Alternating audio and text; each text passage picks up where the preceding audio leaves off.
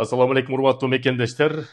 Силер менен Кыргыз диаспора кеңеши бүгүн 2 май өтүп кеткен 1 май эмгек күнүңүздөр менен баарыңарды куттуктап кетмекчибиз. Келе жаткан жеңиш байрамыңыздар менен куттуктап кетмекчибиз. Сөз баштаарынын астында биздин каналды колдоп, досторуңуздар менен бөлүшүп коюңуздар.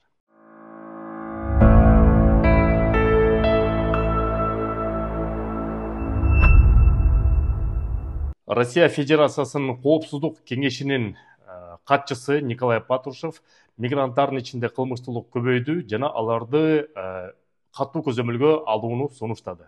Массалык урушка катышкан Өзбекстандын жарандарын Россия Федерациясынан 40 жылдан ашыкка депортация кылышты. Теракт коркунучунан улам Россия Федерациясынын транспорт министрлиги аэропорттогу кафе, ресторан жана бизнес залдагы темир, кашык, бычак, вилкаларды башкага алмаштырууну талап кылды. Россиянын аэропортторунда жана чекараларында миңден ашык Тажикстандын жарандары Россияга кире албай кайра мекенине кайтууга мажбур болду. Айрым региондордо кыргыз таксист мекендештерди иштетпей жатат. Урматтуу мекендештер, Россия Федерациясынын Коопсуздук кеңешинин жетекчиси Николай Патрушев мигранттар тууралуу өзүнүн кескин оюн айтты. Ал ошол жыйында бир сыйра айтып кетти. Мигранттардын ичинде потенциалдуу диверсанттар, террористтер жана экстремисттер көбөйүп баратат. Ошону өзгөчө көзөмөлгө алып, миграция жаатындагы рейдтерди тез-тезден жүргүзүп, нелегалдуу мигранттарды түз жолго салууну талап кылды. Өзүнүн сөзүн угуп көрүңүздөр, андан ары сөздү улантабыз.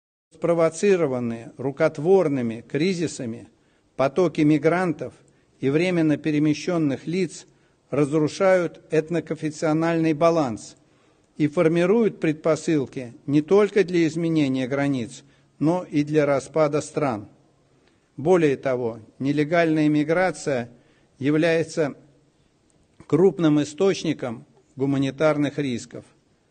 Она тесно связана с террористическими угрозами, организованной преступностью, торговлей оружием, наркотиком, людьми и человеческими органами. Эми бул окуя болсо ошол Крокус-Ситиде болгон окуядан кийин ушундай сөздөрдү көп Россия Федерациясынын аттуу баштуу чиновниктери сүйлөй баштады. Москва жергесинде эле ошо теракттан кийин катуу рейд болду. Рейдтин негизинде 6000ден ашык чет элдик жаранды өзүнүн мекенине кайра депортация кылышты. Ошон үчүн документтери тууралап, регистрацияны тууралап, эң негизгиси бул эмгек келишим. Эмгек келишим мекендештер жасатып алсаңыздар, силерди выдворение кылган күндө дагы кайра обжалование кылып чыгарып алса болот, сахардан да чыгарып алса болот, жана мындай жардам берсе дагы болот. Ошон үчүн эмгек келишим биринчи ирет жасатыңыз жакшылап. Өзбекстандын жарандарын 15ден ашык жаранын Туапас шаарында болгон массалык уруштан кийин өлкөсүнө 40 жылдан ашыкка депортация кылып атат. Буга чейин билебиз, Кузминки окуясынан биздин Кыргызстандын жарандары жана Тажикстандын жарандарын массалык түрдө депортация кылган. Себептеген 2 айдан кийин дагы ошо мекендештерди таап, жумушуна чейин барып чыгартып депортация кылган. Эми Россия Федерациясында массалык согуштарга катышуу, уруштарга катышуу бул мыйзам чегинде эмес. Ошон үчүн мындай массалык уруш жерлерден абайлаңыздар мекендештер. Урматтуу мекендештер, миңден ашык Тажикстандын жаранын аэропортко киргизбей, кайра аларды мекенине жөнөтүп жатат. Себептеген буга себеп акыркы болгон Крокус-Ситидеги окуя. Андан тышкары Москва жергесинде эле эмес, буга чейин Казакстан менен Россиянын чегарасында дагы жүздөгөн тажик жарандарын киргизбей койгон. Кыргызстандыктарды киргизип, өзбекстандыктарды киргизип, башка жарандарды киргизип, тажиктерди киргизбей кайра мекенине жөнөткөн.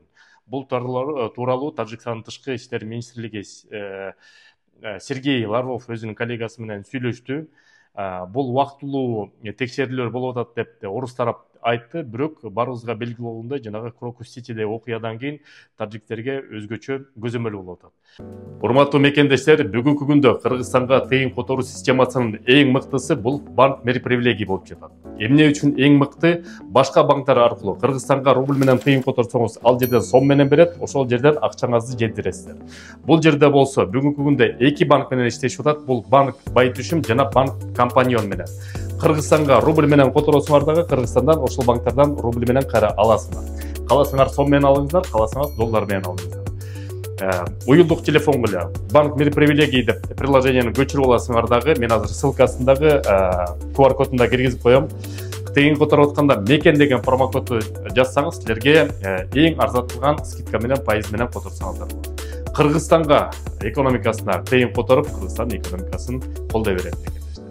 Анан кийин баш ал десе бөрт алып, тилекке каршы ошол ысык колго биздин мекендештерге туш келип калып атат. Шереметьево аэропортунан 20дан ашык биздин мекендешибиз бир эмес 2-3 жолу кайра мекенге кайткан. Бул ошол жанагы экстремизмге каршы иштери жүрүп жатат. Эгерде сакалчан мекендештер болсо, сакалды сүннөттү алып, анан кийин Россия Федерациясына келип эмгекти кайра артып сүннөттү коюп жүрө бериңиздер. Ошо келгичекти ошону да эске алып коюңуздар мекендештер. Сүннөттү баарыбыз сыйлайбыз, бирок кырдаал ушундай болуп атат. Андан тышкары дагы бир ошол кыргыз мекендештерге тиешелүү жаңылык.